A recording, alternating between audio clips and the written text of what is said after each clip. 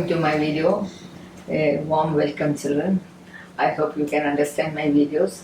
You're enjoying my videos. So please comment so that I'll be very happy to read your comments. I'm reading all your comments and I'm also responding. You can see. As far as possible, I'll be responding at any time. Immediately I may not respond, but later on I'll come to it and respond. So if you've got any suggestions to improve my video, you are the viewers, so you may have suggestions. Please tell me honestly, madam, this way you present, so that will be more useful for you. You put in, suppose some children tell to write fully in English and fully in Malayalam, so that everybody may not digest. You should know English also a little bit. Certain terms have to be written in English. അതുകൊണ്ട് ഇംഗ്ലീഷും മലയാളം ചേർത്തിട്ട് പറയുന്നു എനിക്ക് മനസ്സിലാവും എന്ന് വെച്ചാൽ നിങ്ങൾ ഇംഗ്ലീഷിലല്ലേ പരീക്ഷ എഴുതുന്നത്. That would be better, I think. ഇപ്പൊ നമ്മൾ unpaid Sale of Goods Act 1930 അവസാനത്തെ യൂണിറ്റ് ആണ് അൺപെയ്ഡ് സെല്ലർ. അൺപെയ്ഡ് സെല്ലറുടെ അവസാനത്തെ ഭാഗമാണ് നമ്മൾ നോക്കുന്നത്. That is rights of unpaid seller against the buyer. അപ്പൊ ഞാൻ നേരത്തെ പറഞ്ഞു, റൈറ്റ്, നമുക്ക് എനിക്ക് ചരക്ക് വിറ്റു, പൈസ കിട്ടിയിട്ടില്ല. അപ്പൊ എനിക്ക് രണ്ട് വിധത്തിൽ റെസ്പോണ്ട് ചെയ്യാം. ഒന്ന്, എനിക്ക് ചരക്ക് എന്റെ കൈവശം അത് പിടിച്ചു വെക്കാം. ചരക്ക് പകുതി വഴിയാണ് സ്റ്റോക്ക് ഗുഡ്സ് ആൻഡ് ട്രാൻസിറ്റ് ആക്കാം. അങ്ങനെ നമുക്ക് വീണ്ടും പൊസഷനിലേക്ക് എടുക്കാം. അതാണ് ഒന്ന്. പിന്നെ രണ്ടാമത്തത് എന്താന്ന് വെച്ചാല്, നിങ്ങൾക്ക് വിറ്റ് ചരക്ക് നിങ്ങൾക്ക് വേണ്ട, നിങ്ങൾക്ക് കാശാണ് വേണ്ട, യു വാണ്ട് മണി. അപ്പൊ നിങ്ങൾക്ക് എന്താ, right against buyer personally, right against unpaid seller. അപ്പൊ നിങ്ങൾക്ക് ബയറുടെ പേരിൽ കേസ് കൊടുത്ത് നടപടിയെടുക്കാം. ഞാൻ 10 ലക്ഷത്തിനുള്ള ചരക്കാണ് നിങ്ങൾക്ക് തന്നത്, നിങ്ങൾ അതിന്റെ കാശ് തന്നിട്ടില്ല. ചരക്ക് എന്റെ കയ്യിൽ തന്നെ ഉണ്ടാവും, നിങ്ങൾക്ക് എടുത്ത് കൊണ്ടുപോയിക്കോളൂ, പൈസ തന്നിട്ട് കൊണ്ടുപോയിക്കോളൂ എന്നൊക്കെ പറഞ്ഞ് നമുക്ക് കോടതിയിൽ കേസ് കൊടുക്കാം ബയർക്കെതിരെ. അതാണ് നമ്മളിപ്പോൾ പഠിക്കാൻ പോകുന്നത്. അപ്പൊ ഏതാണ് section, write down, rights of unpaid seller against the buyer. Unpaid seller അവകാശങ്ങൾ, ബയറുടെ അവകാശങ്ങൾ. അപ്പോൾ ഫസ്റ്റ് വൺ, സെക്ഷൻ 55 to 61 എഴുതിക്കോളൂ. ഒന്നാമത് first suit for price. Suit for price പറഞ്ഞാല് നമുക്ക് 10 ലക്ഷത്തിന് വിറ്റാൽ 10 ലക്ഷം കിട്ടണ്ടേ? ഞാനങ്ങനെ കൈ കിട്ടാണ്ട് വിഷമിക്കുകയാണ്. അപ്പം അത് you can file a suit for price. നിങ്ങൾ കാശ് തരൂ, എനിക്ക് ചരക്കൊന്നും വേണ്ട, ചരക്ക് നിങ്ങൾ എടുത്ത് കൊണ്ടുപോയിക്കോളൂ, ഐ വാണ്ട് ദ പ്രൈസ്. അപ്പൊ പ്രോപ്പർട്ടിയും കൂടെ പാസ് ചെയ്തു. ഇപ്പൊ ചരക്ക്, ഇപ്പൊ കാറാണ്, കാറിന്റെ RC ട്രാൻസ്ഫർ ചെയ്ത് കൊടുത്തു. ഇപ്പം ബയറാണ്, പക്ഷെ കാറിന്റെ കയ്യിലുണ്ട്. അപ്പൊ അങ്ങനെയാണെങ്കിൽ എനിക്ക് you can ask for price. ഇനിയിപ്പോ കാറും കൊടുത്തു, എന്നാലും you can file a suit for price. പിന്നെ property in goods has not pass, വസ്തുവിലെ അവകാശം കൈമാറിയിട്ടില്ല. നമ്മൾ വെറുതെ ഒരു കരാറുണ്ടാക്കി, കാറ് തരാൻ 10 ലക്ഷത്തിന് ഒന്ന് കരാറുണ്ടാക്കിയിട്ടുണ്ട്. വാക്കാലായാലും മതി, സാക്ഷികൾ ഉണ്ടായാൽ മതി കോടതിയിൽ തെളിയിക്കാൻ. അപ്പൊ നിങ്ങള് property in goods pass, RC ഒന്നും ട്രാൻസ്ഫർ ചെയ്തിട്ടില്ല, കൊടുക്കാൻ വാങ്ങാന്ന് പറഞ്ഞു. പലരും എന്നെ അപ്രോച്ച്, ഇല്ല ഞാൻ മിസ്റ്റർ ഗോപാലിന് വിറ്റുപോയി കാറ്, തരാൻ പറ്റില്ല എന്ന് പറഞ്ഞു. RC ട്രാൻസ്ഫർ ചെയ്തിട്ടില്ല. Property in goods has not pass എന്ന് പറഞ്ഞാല് അവകാശ കൈമാറ്റം നടന്നിട്ടില്ല. എന്നാലും നമുക്ക് ചരക്കിന്റെ വില വാങ്ങിച്ച് കിട്ടാനായിട്ട് you can file a suit for price. അതിനാണ് suit for number 1, suit for price, section 55. Section 56 എന്താന്ന് നോക്കാം. സൂട്ട് പറഞ്ഞ കേസാണ് കേട്ടോ. Suit for damages for non acceptance. നിങ്ങൾക്ക് നഷ്ടപരിഹാരം കിട്ടണം. നോൺ ആക്സെപ്റ്റൻസ്, എന്തുകൊണ്ട് നിങ്ങൾ കൈവശം എടുത്തില്ല? ഞാൻ ചരക്ക് അയച്ചു, ലോറിയിൽ അയച്ചു, നിങ്ങളുടെ അവിടെ കോട്ടിയാടിൽ ചരക്ക് ഇറക്കി, നിങ്ങൾ എന്തുകൊണ്ട് സ്വീകരിക്കുന്നില്ല? എനിക്ക് വേറെ പലർക്കും കൊടുക്കായിരുന്നു, നിങ്ങൾ എന്തുകൊണ്ട് സ്വീകരിക്കുന്നില്ല? അപ്പൊ എനിക്ക് ഇനിയിപ്പോ മറ്റൊരാൾക്ക് കൊടുക്കുമ്പോൾ എനിക്ക് നഷ്ടം വരും. അപ്പൊ എനിക്ക് നിങ്ങൾ ചരക്ക് വാങ്ങാന്ന് പറഞ്ഞു, നമ്മൾ കരാറാക്കി സെയിലാക്കി, പക്ഷെ യു ആർ നോട്ട് ആക്സെപ്റ്റിംഗ്. അപ്പൊ ഐ വാണ്ട് ഡാമേജസ്. അതാണ് suit for damages for non acceptance. Non acceptance എന്നാൽ ബയർ സ്വീകരിക്കുന്നില്ല. അതായത് സെക്ഷൻ 56. The buyer wrongfully, തെറ്റായിട്ട്, wrongfully എന്നാൽ ആ വാക്ക് വേണം, wrongfully neglects or refuses to accept. അയാൾ അത് neglect ചെയ്യുന്നു, അയാൾ ചരക്ക് സ്വീകരിക്കുന്നില്ല, പൈസ തരുന്നില്ല. He may sue him for damages. അപ്പൊ എന്താ ബയർ, സെല്ലർ എന്ത് ചെയ്യും? He can file a case for damages for non acceptance. നിങ്ങൾ സ്വീകരിക്കുന്നില്ല, നമ്മൾ കരാറാക്കിയതാണ് എന്ന് പറഞ്ഞ് damage. As well the measure, എത്ര ഡാമേജ് ചോദിക്കുക? ഇപ്പൊ നിങ്ങൾ കോൺട്രാക്ട് ആക്ട് സെക്ഷൻ 73 പറയുന്നുണ്ട്. അപ്പൊ നിങ്ങൾ അത് തിരിച്ചു വാങ്ങി, ആ ചരക്കാരെ ആക്സെപ്റ്റ് ചെയ്യുന്നില്ല, അത് വേറൊരാൾക്ക് വിറ്റു, 10 ലക്ഷത്തിനാണ് ആദ്യത്തെ ബയർക്ക്, രണ്ടാം വിൽക്കുമ്പോൾ ആകെ കിട്ടി 8 ലക്ഷം, 2 ലക്ഷം നഷ്ടം. അപ്പൊ ആ 2 ലക്ഷം നഷ്ടം നിങ്ങൾ രേഖപ്രകാരം കോടതിയിൽ ഹാജരാക്കിയാൽ കോടതി അത് വസൂലാക്കി തരാൻ നടപടിയെടുക്കും. സോ നമുക്ക് നടപടിയെടുക്കാം. പിന്നെ repudiation of the contract before due date, അതിന് നമുക്ക് വേണമെങ്കിൽ നിങ്ങൾ അത് എഴുതുന്നതിന് പകരം ആന്റിസിപ്പേറ്ററി ബ്രീച്ച് ഓഫ് കോൺട്രാക്ട് എന്ന് എഴുതാം. ആന്റിസിപ്പേറ്ററി ബ്രീച്ച് ഓഫ് കോൺട്രാക്ട് എന്ന് പറഞ്ഞാൽ ബയറോട് ഞാൻ പറഞ്ഞു ഞാനാണ് പേഴ്സ് സെല്ലർ. ഞാൻ പറഞ്ഞു നിങ്ങൾക്ക് 10-ാം തീയതി ചരക്ക് അയച്ചു തരും, ജനുവരി 10-ന് നിങ്ങൾ ചരക്ക് അയച്ചു തരും എന്ന് പറഞ്ഞു. നിങ്ങൾക്ക് നമുക്ക് കരാർ പ്രകാരം അയച്ചു തരാം. പക്ഷേ ജനുവരി 1-ാം തീയതി, ജനുവരി ആയിട്ടില്ല, ജനുവരി 1-ാം തീയതി തന്നെ അയാൾ എന്നെ വിളിച്ചു പറയാണ്, നോക്കൂ എനിക്ക് ചരക്ക് വേണ്ട കേട്ടോ, ഞാൻ വാങ്ങുന്നില്ല. അപ്പൊ ഞാൻ കഷ്ടപ്പെട്ട് ഉണ്ടാക്കിയ ചരക്കാണ് ഇയാൾക്ക് വേണ്ടിയിട്ട്, കഷ്ടപ്പെട്ട് ആൾക്കാർ പണിയെടുത്ത് ഉണ്ടാക്കിയതാണ്. ജനുവരി 10-ന് ഞങ്ങൾ പണി കഴിഞ്ഞാൽ കൊടുക്കാന്ന് പറയുന്നുണ്ട്. പക്ഷെ ജനുവരി 1 പണി നടന്നുകൊണ്ടിരിക്കുകയാണ്. അപ്പൊ ജനുവരി 1-ന് അയാൾ വിളിച്ചു വന്ന് എനിക്ക് വേണ്ടാന്ന്. അപ്പൊ ഞാൻ കുടുങ്ങിയില്ലേ. അപ്പൊ അതിനാണ് മുൻകൂറായിട്ട് കരാറ് ലംഘിക്കുന്നതിനാണ് ആന്റിസിപ്പേറ്ററി ബ്രീച്ച് ഓഫ് കോൺട്രാക്ട് എന്ന് പറയാം. അയാള് മുൻകൂറായി കരാറ് ലംഘിച്ചു, ആര്? ബയർ. അതോടുകൂടി എനിക്ക് ബുദ്ധിമുട്ടായി. അപ്പൊ എനിക്ക് നഷ്ടപരിഹാരം വേണ്ട. ഇനിയിപ്പോ ഈ ചരക്ക് ആരാ വാങ്ങുക? അയാളുടെ മേറ്റ് ഓർഡർ, അയാൾക്ക് വേണ്ടിയിട്ടാണ് ഞാൻ ഉണ്ടാക്കിയത്. So the buyer repudiates contract before the date of delivery. Delivery ഡേറ്റിന് മുമ്പ് തന്നെ. ഡെലിവറി ഡേറ്റ് 10-ാം തീയതിയാണ്. അതിന് മുമ്പ് 1-ാം തീയതി തന്നെ വിളിച്ച് പറയണം ഐ ഡോണ്ട് വാണ്ട്. അതോടുകൂടി സെല്ലർ പറയും ഞാൻ കരാറ് ക്യാൻസൽ ചെയ്തു, നിങ്ങൾ കരാർ ക്യാൻസൽ ചെയ്തു, ഞാൻ മറ്റൊരാൾക്ക് കൊടുക്കാൻ പോവുകയാണ്. അത് നമ്മൾ കത്തെഴുതി അറിയിക്കണം, നോട്ടീസ് കൊടുക്കണം, അത് നിർബന്ധമാണ്. എന്നിട്ട് നിങ്ങൾക്ക് ഡാമേജസ് ഫോർ ബ്രീച്ച്, നിങ്ങൾ എനിക്ക് നഷ്ടപരിഹാരം തരണം എന്ന് പറഞ്ഞിട്ട് നമുക്ക് നിങ്ങൾ കരാർ ലംഘിച്ചതിന്, ബ്രീച്ച് എന്ന ലംഘനം, കരാർ ലംഘനത്തിന് നിങ്ങൾ ബയറോട് പറയണം, സെല്ലർ ബയറോട് പറയണം നിങ്ങൾ കരാർ ലംഘിച്ചു, നിങ്ങൾ ചരക്ക് വേണ്ടാന്ന് പറഞ്ഞു, മുൻകൂറായിട്ട് തന്നെ വേണ്ടാന്ന് പറഞ്ഞു, അതുകൊണ്ട് എനിക്ക് നഷ്ടപരിഹാരം തരണം എന്ന് പറഞ്ഞിട്ട് കേസ് കൊടുക്കാം. അടുത്തത് last point, suit for interest. നമുക്ക് പലിശ ചോദിക്കാം. ഇപ്പൊ ബയർ ജനുവരി 2022 തരേണ്ട പൈസ, സാധനത്തിന്റെ വില 2025 തരുന്നത്. 50 ലക്ഷം ഉറുപ്പ്യുണ്ട്, 25 തരുന്നത്. ഇത്രയും കാലയളവ് കഴിഞ്ഞിട്ട് അപ്പം ഒരു 50 ലക്ഷം തന്നാൽ എനിക്ക് നഷ്ടമല്ലേ? അപ്പൊ ഞാൻ പറയും ഈ 50 ലക്ഷം തന്നാൽ പോരാ, എനിക്ക് പലിശ വേണം. ഈ 50 ലക്ഷത്തിന്റെ ജനുവരിയിൽ തരുന്നത് നിങ്ങൾ ജൂണിൽ തന്നു, അപ്പൊ 6 മാസം പലിശ വേണം എന്ന് പറഞ്ഞ് നമുക്ക് കേസ് കൊടുക്കാം. സോ സ്പെസിഫിക് എഗ്രിമെന്റ് ഉണ്ടെങ്കിൽ നമ്മൾ തമ്മിൽ ഒരു സ്പെസിഫിക് എഗ്രിമെന്റ് ഉണ്ട് പലിശന്റെ കാര്യത്തിൽ, ഇത്ര പലിശ എന്ന് പറഞ്ഞു. അപ്പോൾ അത്രയും പലിശ നമുക്ക് വാങ്ങിക്കാം. പലിശന്റെ എഗ്രിമെന്റ് ഒന്നും ഇല്ലെങ്കിൽ കോടതി പറയുന്ന പ്രകാരം പലിശ തരും. എമൗണ്ട് ഓഫ് പ്രൈസ് എന്ന് മുതൽ date of tender of the goods എന്നാണ് നമ്മൾ ചരക്ക് കൊടുത്തത്, അല്ലെങ്കിൽ പ്രൈസ് ഡ്യൂ ആവുന്ന ഡേറ്റ് മുതലുള്ള പലിശ കോടതി അനുവദിച്ചു തരും. ഇത്രയും കാര്യങ്ങൾ 4 പോയിന്റ്സ് ആണ്. എന്താണ്? ഒന്നാമത്തെ സൂട്ട് ഫോർ പ്രൈസ്, നമ്മൾ വില വാങ്ങിച്ച് കിട്ടാനായിട്ട് ഇത് ചരക്കിന്റെ വില തരൂ എന്ന് പറഞ്ഞിട്ട് കേസ് കൊടുക്കാം ബയർക്കെതിരെ. രണ്ടാമത്തത് suit for damages for non acceptance, buyer ചരക്ക് സ്വീകരിക്കുന്നില്ല, അപ്പൊ അതിന് നഷ്ടപരിഹാരം ചോദിക്കാം. മൂന്നാമത്തത് അയാൾ ആന്റിസിപ്പേറ്ററി ബ്രീച്ച് നടത്തി, മുൻകൂറായി അയാൾ കരാർ ലംഘിച്ചു, അതായത് ബയർ. അപ്പം എനിക്ക് അയാൾക്ക് വേണമെന്ന് ഓർഡർ ചെയ്ത ചരക്ക് വേണ്ടാന്ന് പറഞ്ഞു, മുൻകൂറായിട്ട് തന്നെ ഡേറ്റ് ഓഫ് ഡെലിവറിന് മുൻപ് തന്നെ വിളിച്ച് പറയണം എനിക്ക് വേണ്ട കേട്ടോ നിങ്ങളുടെ ചരക്ക്. അപ്പൊ അങ്ങനെയാണെങ്കിൽ എനിക്ക് എന്ത് ചെയ്യാം? നഷ്ടപരിഹാരം ചോദിക്കാം. അതാണ് മൂന്നാമത്തത്. നാലാമത്തത് പലിശക്ക് വേണ്ടിയിട്ട് കേസ് കൊടുക്കാം. അപ്പൊ അയാൾ ജനുവരിയിൽ തന്നെ പൈസ ബയർ തരുന്ന 50 ലക്ഷം ഉറുപ്പ്യ അയാൾ തരുന്ന ജൂണിലാണെങ്കിൽ ഫെബ്രുവരി, മാർച്ച്, ഏപ്രിൽ, മെയ്, ജൂൺ 5 മാസം പലിശ വലിയ എമൗണ്ട് ഉണ്ടാവും. അത് വേണമെങ്കിൽ നമുക്ക് ചോദിക്കാം. പിന്നെ റെമഡീസ് ഫോർ ബയർ. ഇനി അടുത്തത് remedies for buyer against seller. ബയർക്ക് സെല്ലറുടെ എതിരെ എന്തൊക്കെ നടപടികൾ എടുക്കാം? ബയർക്ക് എപ്പോഴാണ് നടപടി എടുക്കുക? ഞാൻ സെല്ലറാണ്, ഞാൻ നിങ്ങൾക്ക് ചരക്ക് വെക്കാന്ന് പറഞ്ഞു, നിങ്ങൾ റെഡിയാക്കി, നിങ്ങളുടെ മകളുടെ കല്യാണത്തിന് വേണ്ട എന്തൊക്കെയോ സാധനങ്ങളാണ്, അപ്പൊ കല്യാണമായിട്ട് ഞാൻ കൊടുത്തില്ല, അപ്പൊ ഞാനല്ലേ തെറ്റ് ചെയ്തത്. അപ്പൊ അയാൾക്ക് എന്ത് റെമഡി ഉണ്ട്? ബയർക്ക് എന്ത് റെമഡി എടുക്കാം? ബയർക്ക് എന്ത് നിവൃത്തികളുണ്ട്? എന്തൊക്കെ നടപടികൾ എടുക്കാം? അപ്പൊ എന്തൊക്കെയാണ് റൈറ്റ്സ് ഓഫ് ദ ബയർ നോക്കാം. ബയറുടെ അവകാശങ്ങൾ എന്തെല്ലാം? 4 അവകാശങ്ങളുണ്ട് കുട്ടികളെ. അതില് first, damages for non delivery. അപ്പൊ ഞാൻ എൻ്റെ മകളുടെ നിങ്ങൾക്ക് നിങ്ങളുടെ മകളുടെ കല്യാണത്തിന് വേണ്ടിയിട്ടാണ് ചരക്കുകൾ, കുറെ ചരക്കുകൾ പറഞ്ഞത്, കല്യാണമായിട്ടും ഞാൻ കൊടുത്തില്ല, അപ്പം നിങ്ങൾക്ക് വേറെ പോയി വാങ്ങേണ്ടി വന്നു. അപ്പൊ വേറെ പോയി പെട്ടെന്ന് പോയി വാങ്ങുമ്പോഴേക്കും ഒരുപാട് കാശ് അധികം കൊടുക്കേണ്ടി വന്നു. അതുകൊണ്ട് നിങ്ങൾക്ക് അതിന്റെ നഷ്ടപരിഹാരം എൻ്റെ അടുത്ത് വസൂലാക്കി എടുക്കാം. Damages for non delivery. പിന്നെ രണ്ടാമത്തത്, സോ വിൽസി എന്താ എഴുതുക? ഡാമേജസ് ഫോർ നോൺ ഡെലിവറി എന്ന് എഴുതിയിട്ട് സെക്ഷൻ 57 എഴുതാം. When the seller wrongfully neglects, തെറ്റായിട്ട് നെഗ്ലക്ട് ചെയ്യുന്നു, കൊടുക്കാന്ന് പറഞ്ഞ സാധനം കൊടുക്കുന്നില്ല.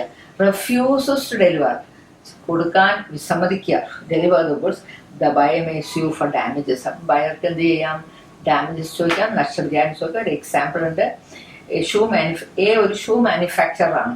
അയാൾ agree to sell 100 pairs of shoes to B, 100 pair shoes ബിക്ക് കൊടുക്കാമെന്ന് സമ്മതിച്ചു, കരാർ എഴുതി. At the time at the rate of 1050, 1050, ഒരു പേരിന് 1050 രൂപ വെച്ചിട്ട് 100 pair ഷൂസ് കൊടുക്കാം. എക്ക് അസലായിട്ട് അറിയാം ഇത് ബിക്ക് ഈ ഷൂസ് വാങ്ങുന്ന വെറുതെ അല്ല, സി എന്നൊരാൾ മറിച്ച് വിൽപ്പന ചെയ്യാനാണ് അറിയാം, എക്ക് നന്നായിട്ട് അറിയാം. At the rate of 1100 per pair. അപ്പം ഇത് മറിച്ച് വെക്കുന്നത് ഇയാൾ 1050 വാങ്ങിയിട്ട് 1150 വിൽക്കുന്നത്. ഓക്കെ, 1050 വാങ്ങിയിട്ട് 1100 വെക്കുന്നത്. അതായത് ഒരു ഷൂവിന്റെ വില, ഒരു പേർ ഷൂവിന് 50 രൂപ ലാഭത്തിന്. ഡെലിവറിൻ്റെ ആണ് ചരക്ക് കൊടുത്തില്ല. ബുദ്ധിമുട്ടായില്ലേ? അപ്പൊ ബിക്ക് ചരക്ക് കിട്ടാനാൽ കരാർ റദ്ദായിപ്പോയി. അത് റദ്ദായതോടുകൂടി എന്ത് ചെയ്തു, എനിക്ക് ശരിക്ക് 50 രൂപ ഇൻറ്റു 100, അപ്പൊ എത്ര, 5000 രൂപ നഷ്ടമായി ഈ ഡീലിൽ. നിങ്ങൾ ഷൂ തരാത്തോണ്ട് എനിക്ക് 5000 രൂപ നഷ്ടമുണ്ട് എന്ന് പറഞ്ഞ് നഷ്ടപരിഹാരത്തിന് കേസ് കൊടുക്കാം. ഇതിന്റെ പേരിൽ നഷ്ടപരിഹാരത്തിന് കേസ് കൊടുക്കാം. അങ്ങനെ പിന്നെ അടുത്തത് നെക്സ്റ്റ് 57 കഴിഞ്ഞു. 58 super specific performance. Specific performance കരാർ പ്രകാരം നടത്തി കിട്ടാൻ. ഇപ്പൊ ബയർ സെല്ലറോട് പറയാണ്, ഒരു വലിയ പെയിന്റിങ്, പിക്കാസോന്റെ നല്ലൊരു പെയിന്റിങ് ഉണ്ട്, അതെനിക്ക് തരണം. ഒരു വില പറഞ്ഞു 2 ലക്ഷം രൂപ. 2 ലക്ഷം ആ പിക്കാസോന്റെ പെയിന്റിങ്. കുറച്ച് ദിവസം കഴിഞ്ഞപ്പോൾ സെല്ലർ പറയണത്, ഞാൻ നിങ്ങൾക്ക് തരുന്നില്ല, നിങ്ങൾക്ക് ഞാൻ വേറെ ആൾക്ക് വിൽക്കാൻ പോകണം, എനിക്ക് വലിയൊരാളെ കിട്ടി, അയാൾക്ക് വിൽക്കാൻ പോകണം, നിങ്ങൾക്ക് തരുന്നില്ല. അപ്പം ബയർക്ക് ഭയങ്കര പ്രശ്നമായി. ബയർ പറഞ്ഞു, അത് പറ്റില്ല, നിങ്ങൾ എന്നോട് പറഞ്ഞതാണ്, നമ്മൾ തമ്മിൽ കരാറുണ്ട്, 2 ലക്ഷത്തിന്റെ കരാറാണ്, അത് പ്രകാരം നിങ്ങൾ എനിക്ക് പിക്ചർ തരാന്ന് പറഞ്ഞു, നിങ്ങൾ തരുന്നില്ല, ഞാൻ നിങ്ങളുടെ പേര് കേസ് കൊടുക്കുന്നു. അപ്പം കോടതി പോയാൽ കോടതി പറയും ഈ പിക്ചർ അയാൾക്ക് തന്നെ കൊടുക്കണം. അല്ല, അപ്പം മറ്റേ സെല്ലർ ഞാൻ എനിക്ക് നഷ്ടപരിഹാരം കൊടുക്കാം, വേണം ഒരു 50,000 രൂപ വേണം നഷ്ടപരിഹാരം. അപ്പൊ എനിക്ക് നഷ്ടപരിഹാരം ഒന്നും വേണം, എനിക്ക് ആ പിക്ചർ തന്നെ വേണം. ആ പിക്ചർ ലോകത്തിലൊരു പിക്ചർ മാത്രമേ, ഇറ്റ് ഇസ് വെരി യുണീക്ക്, അങ്ങനത്തെ ഒരു സാധനമാണ്, അത് തന്നെ എനിക്ക് വേണം എന്ന് പറഞ്ഞുകൊണ്ട് കേസ് കൊടുത്താൽ അതിനാണ് പറയുന്നത് സൂട്ട് ഫോർ സ്പെസിഫിക് പെർഫോമൻസ്. ഇപ്പൊ ലോകത്തിൽ അങ്ങനത്തെ വേറെ ഒന്നുമില്ല, അത് വളരെ യുണീക്കാണ്. ഫോർമുല കാർസ് ഒക്കെ പലതരം അലൈൻമെന്റ് ഒക്കെ വെച്ച് നല്ല നല്ല കാറുകളൊക്കെ ഉണ്ടാക്കി, അത് വേറെ ആ ടൈപ്പ് ഉണ്ടാവില്ല. അത് തന്നെ വേണമെന്ന് അത് തന്നെ കൊടുത്തിരിക്കണം. കോടതി പറയും അത് കൊടുക്കൂ, നിങ്ങൾ കരാർ പ്രകാരം എന്താണോ എന്ത് കൊടുക്കാന്നാണോ പറഞ്ഞത് അത് കൊടുക്കൂ എന്ന് പറയും. അതിനാണ് നമ്മൾ പറയുന്നത് suit for specific performance. when the seller commits breach of contract, seller കൊടുക്കാന്ന് പറഞ്ഞ കാര്യം കരാറ് ലംഘിച്ചു, വേറെ ആൾ കൊടുക്കാൻ പോയി പിക്കാസോന്റെ picture, the buyer can appeal to the. അപ്പൊ ബയർ എന്ത് ചെയ്യും, വേഗം കോടതിയിൽ പോകും. എന്നിട്ട് സ്പെസിഫിക് പെർഫോമൻസ്, ആ പറഞ്ഞ സാധനം, ആ പ്രത്യേക സാധനം തന്നെ ബഹുമാനപ്പെട്ട കോടതി എനിക്ക് തരണം, ഇയാളുടെ അടുത്ത് വാങ്ങിച്ചു തരണം, ഞാൻ പൈസ കൊടുക്കാൻ റെഡിയാണ് എന്ന് പറയും. The court can order specific performance when the goods are ascertained or specific. തിട്ടപ്പെടുത്തിയ പ്രത്യേകം തരം ഗുഡ്സിന് മാത്രമേ കോടതി ഈ സ്പെസിഫിക് പെർഫോമൻസ് കൊടുക്കുള്ളൂ. 50 ചാക്ക് അരി വേണമെന്ന് പറഞ്ഞു, എനിക്ക് അയാളുടെ അരി തന്നെ വേണം, വേറെ അരിയൊന്നും പോരാന്ന് പറഞ്ഞാൽ കോടതി സമ്മതിക്കുക. അതെന്താ, നിങ്ങൾക്ക് ആ അരിക്കാൻ ഇത്ര പ്രത്യേകത, നിങ്ങൾ വേറെ പോയി വാങ്ങിക്കോളൂ, നിങ്ങൾക്ക് അതിന്റെ നഷ്ടം അയാളൊന്ന് വാങ്ങിച്ചു തരാം. അപ്പൊ അങ്ങനത്തെ കാര്യത്തിൽ സ്പെസിഫിക്കും അസർട്ടൈൻഡും ആയിട്ടുള്ള ഗുഡ്സിന് മാത്രമാണ് കോടതി നിങ്ങൾക്ക് സ്പെസിഫിക് പെർഫോമൻസ് എന്ന നിവൃത്തി തരുന്നത്. ഇപ്പൊ സ്പെസിഫിക് പെർഫോമൻസിന് ചില നിബന്ധനകളുണ്ട്. Specific and ascertain, number 1 specific and ascertain goods ആയിരിക്കണം. നമ്പർ 2 സ്പെസിഫിക് റിലീഫ് ആക്ട് എന്നൊരു ആക്ട് ഉണ്ട്, അത് പ്രകാരം തന്നെ ആയിരിക്കണം ഈ കോടതി ഈ നിയമം അനുസരിച്ച് വേണം ഓർഡർ എഴുതാൻ. മൂന്നാമത്തത്, ഡാമേജസ് കൊടുത്താൽ അത് സംതൃപ്തനല്ല ബയർ.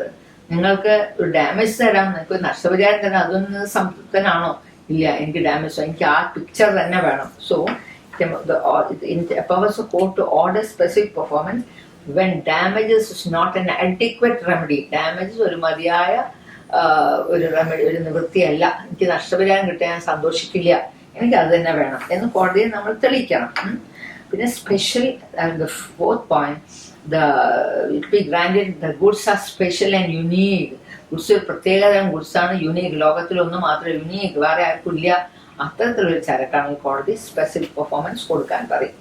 ഇനി അടുത്തത് മൂന്നാമത്തെ point, suit for breach of warranty. And this breach of warranty, warranties and conditions ഞാൻ പണ്ടൊരു വീഡിയോയിൽ പഠിപ്പിച്ചിട്ടുണ്ട്. ഒരു വിൽപ്പന നടത്തുമ്പം വളരെ ഇമ്പോർട്ടൻ്റ് ആയിട്ടുള്ള കാര്യങ്ങളുണ്ടാവും.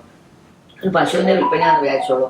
പശു 30 ലിറ്റർ പാല് കിട്ടണം എന്ന് പറഞ്ഞാൽ അത് കണ്ടീഷനാണ്, വളരെ പ്രധാനപ്പെട്ട. പശു ഫുൾ കറുത്തന്നതായിരിക്കണം എന്ന് മാത്രമാണ് പറഞ്ഞതെങ്കിലോ അത് വാറണ്ടി മാത്രമാണ്. അപ്പം അതത്ര അതല്ല, കരാറ് റദ്ദാക്കാനൊന്നും പറ്റില്ല. വാറണ്ടി സെല്ലർ വാറണ്ടി ബ്രേക്ക് ചെയ്താൽ ചിലപ്പോൾ ഫുൾ കറുപ്പല്ല, കുറച്ച് വെള്ളയൊക്കെ ഉണ്ട്, അപ്പോൾ ഫുൾ ബ്രേക്ക് എനിക്ക് പശുവിനെ വേണ്ടാന്ന് പറയാൻ പറ്റില്ല. സോ വാറണ്ടി ആണെങ്കിൽ നമുക്ക് കരാർ റദ്ദാക്കാൻ പറ്റില്ല. കണ്ടീഷൻ ആണെങ്കിൽ കരാറിന് റദ്ദാക്കി എനിക്ക് വേണ്ട, 30 ലിറ്റർ പാലൊന്നും കിട്ടുന്നില്ല, പശുവിനെ എടുത്തോളം എൻ്റെ പൈസ മടക്കി തരും. അതാണ് കണ്ടീഷൻസ് ഞാൻ പഠിപ്പിച്ചത്. അപ്പം suit for breach of warranty. അപ്പം ബ്രീച്ച് വാറണ്ടി എന്ന് പറഞ്ഞാൽ അത്ര പ്രധാനമല്ലാത്ത ചില കാര്യങ്ങൾ ഒരു കച്ചവടത്തിൽ. ഇപ്പോൾ ഒരു പശു ഞാനൊരു പശുവിനെ വാങ്ങാം, 30 ലിറ്റർ പാലുണ്ട്, പക്ഷെ പശു വല്ലാണ്ട് കുത്തുന്ന പശു, നാട്ടുകാരെ കുത്തും. ആ വിവരം സെല്ലർ ബയോട് പറഞ്ഞില്ല. Disclosure of the dangerous nature of the goods ഉണ്ട്. ഡിസ്ക്ലോഷർ അത് വെളിപ്പെടുത്തുക, ഡേഞ്ചറസ് നേച്ചർ വെളിപ്പെടുത്തണം ഒരു കച്ചവടം നടത്തുന്നു. അത് വെറും ഒരു വാറണ്ടി മാത്രമാണ്. അപ്പൊ അത് നമ്മൾ വെളിപ്പെടുത്തിയില്ല എന്ന് പറഞ്ഞ് കരാർ റദ്ദാക്കാനൊന്നും പറ്റില്ല. ബയർക്ക് എന്തായാലും വാങ്ങേണ്ടി വരും. അപ്പം ഇവിടെ ഇപ്പോൾ സപ്പോസ് ഒരു എക്സാമ്പിൾ ഞാൻ പറയാം. ഈ ഒരു പശുവിനെ വാങ്ങി, മിസ്റ്റർ എ ഒരു പശുവിനെ വാങ്ങി, ഗോപാലനാണ് സെല്ലർ. ഗോപാലൻ എനിക്കൊരു പശുവിനെ വിറ്റു. പശു എന്നെ ഗോപാലൻ്റെ വീട്ടിൽ കൊണ്ട കെട്ടി തന്നു. പിറ്റേന്ന് ഞാൻ പശുവിനെ അയച്ചു. പശുവിനെ കുത്തി വീണ് ഞാൻ ഹോസ്പിറ്റലായി, കുറേ പൈസകളായി 25,000 പൈസ അവിടെ ചിലവായി എനിക്ക്. അപ്പം പശുവിൻ്റെ ആകപ്പാട് വില 50,000 രൂപ. 27,000 രൂപ എനിക്ക് ഞാൻ പശുവിനെ വാങ്ങി, എനിക്ക് ബുദ്ധിമുട്ടായി. അപ്പം ഞാൻ ഗോപാലനോട് പറയാണ്, നിങ്ങളൊരു ബ്രീച്ച് ഓഫ് വാറണ്ടി കമ്മിറ്റ് ചെയ്തിട്ടുണ്ട്. ബ്രീച്ച് ഓഫ് വാറണ്ടി ഇതിൻ്റെ ഡേഞ്ചറസ് നേച്ചർ എന്നോട് വെളിപ്പെടുത്തിയില്ല. You have commit a breach of warranty. നിങ്ങളത് എന്നോട് പറഞ്ഞില്ല. അതുകൊണ്ട് എനിക്ക് പിന്നെ അതിന് നഷ്ടപരിഹാരം വേണം. നഷ്ടപരിഹാരം വേണമെന്ന് പറഞ്ഞിട്ട് the buyer can step against the seller. Seller എന്ത് ചോദിക്കാം? Seller the breach of warranty in diminution or extinction of the price. Diminution എന്ന് പറഞ്ഞാൽ കുറയ്ക്കുക. അപ്പം ആകെ പശുവിന് 50,000 ഞാൻ നിങ്ങൾക്ക് തന്നത്, 25 എനിക്ക് ഹോസ്പിറ്റലിൽ, ആ ബാക്കി 25 എനിക്ക് ഇങ്ങോട്ട് തരണം. എനിക്ക് അതുകൊണ്ട് ഞാൻ നിങ്ങൾക്ക് 50 തന്നല്ലോ, എനിക്ക് ചിലവായ പൈസ ഡിമിനിഷൻ. ഇനിയിപ്പോൾ പൈസ കൊടുക്കാത്ത സ്ഥിതിയാണെന്ന് വെച്ചു. പശുവിനെ വിറ്റ് കഴിഞ്ഞാൽ പൈസ നാളെ കൊടുക്കും. അപ്പോഴേക്കാണ് എനിക്ക് ആക്സിഡന്റ് പറ്റിയ പശു കുത്തിയിട്ട്. അപ്പം അങ്ങനെയാണെങ്കിൽ എനിക്ക് പൈസ കൊടുക്കും. ഞാൻ പറഞ്ഞു, എനിക്ക് 25,000 രൂപ നിങ്ങളുടെ പശു കാരണം ഹോസ്പിറ്റലിൽ ചിലവായിരിക്കുന്നത് 50 രൂപേൻ്റെ പശു, 50,000 രൂപേൻ്റെ പശുവാണ്. അത് 25 കഴിച്ച് ഞാൻ 25 തരുള്ളൂ എന്ന് പറയാനുള്ള അവകാശം എനിക്കുണ്ട്. അതാണ് you can set up against a seller the breach of warranty. You have committed a breach of warranty. Diminution കുറയ്ക്കുക. എക്സ്റ്റിങ്ഷൻ ചിലപ്പോൾ ഒന്നും കിട്ടും. ചിലപ്പോൾ എനിക്ക് 50,000 രൂപ അവിടെ ഹോസ്പിറ്റലിൽ ചിലവായാൽ പശു ഇവിടെ ഇരുന്നോട്ടെ, നിങ്ങൾക്ക് ഒറ്റ പൈസ തരില്ല, എനിക്ക് 50,000 പശുവിൻ്റെ വിലേൻ്റെ പൈസ എനിക്ക് ഹോസ്പിറ്റലിൽ ചിലവായി. That is extinction of the price. അതാണ് എക്സ്റ്റിങ്ഷൻ എന്ന് പറഞ്ഞാൽ. പിന്നെ രണ്ടാമത്തെ sue the seller for damages for breach of warranty. പിന്നെ breach of warranty seller commit ചെയ്തിട്ടുണ്ടെങ്കിൽ അയാൾക്ക് ഡാമേജ് ചോദിക്കാം, കേസ് കൊടുത്തുകൊണ്ട് ഡാമേജ് ചോദിക്കാം. 4ാമത്തെ point, repudiation of the contract before the due date. ഇപ്പം സെല്ലർ റെപ്യൂഡിയേറ്റ് ചെയ്യണം കോൺട്രാക്ട് ആ സമയമാവുന്നതിന് മുമ്പേ. ഐദർ പാർട്ടി സെല്ലർ, അപ്പം മറ്റേ ആൾക്ക് നിങ്ങൾ ഇപ്പം തരാമെന്ന് പറഞ്ഞ സാധനം മുൻകൂറായിട്ട് തന്നെ നിങ്ങൾ തരുന്നില്ല, ബിഫോർ ദ ഡ്യൂ ഡേറ്റ്, അതുകൊണ്ട് എനിക്ക് ഡാമേജ് വേണമെന്ന് പറഞ്ഞിട്ട് റിസൈൻ ചെയ്ത് ഡാമേജ് ചോദിക്കാം. പിന്നെ 5ാമത് സൂട്ട് ഫോർ ഇൻട്രസ്റ്റ്. 5ാമത്തെ point and last point is suit for interest. അപ്പം സപ്പോസ് ബയർ ഒരു 1000 കോഴിമുട്ട വാങ്ങാൻ വിചാരിച്ചോളൂ. അതിന് വില 1000 രൂപ, അല്ല 5000 രൂപയാണ്. 1000 കോഴിമുട്ടേൻ്റെ വില 5000 രൂപയാണ്. അത് പൈസ കൊടുത്ത് കോഴിമുട്ട വരുമ്പം അത് ബയറുടെ ചെലവിൽ, സെല്ലറുടെ ചെലവിലാണ് കൊണ്ടുവരുന്നത്, സെല്ലറുടെ വണ്ടിയിലാണ് കൊണ്ടുവരുന്നത്. പക്ഷെ പെട്ടെന്ന് എന്തോ ചെറിയ ആക്സിഡന്റ് പറ്റിച്ചു, എല്ലാ കോഴിമുട്ടയും പൊട്ടിപ്പോയി. അപ്പം ഇനിയിപ്പോൾ ബയർ പൈസ കൊടുക്കേണ്ട ആവശ്യമില്ല. എന്താ കാരണം?